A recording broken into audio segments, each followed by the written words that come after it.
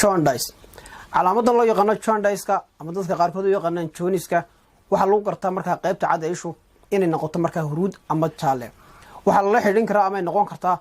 calaamad ka turjumaysa in qofku marka uu leeyahay cudurrada ku dhaca beerka ama marka inaanu lahayn cudurrada ku dhaca beerka calaamadan jaundice-ku inta badan waxay ka iman kartaa marka la burburiyo unugyada casriga dhiigga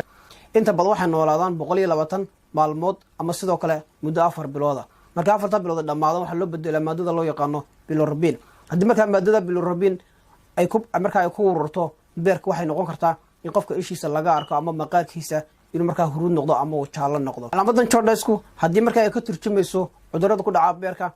waxa dhici karta in qofku marka uu leeyahay ama uu qabo noocyada kala duwan ee hepatitis-ka sida A iyo B iyo C waxa kale oo dhici karta in marka uu qofku leeyahay kansarka ku dhaca beerka iyo sidoo kale marka uu xiran yahay marinka uu sii maro maadada loo yaqaan baylku taasoo ka qayb qaadata in la burburiyo wixii duxay marka qofku uu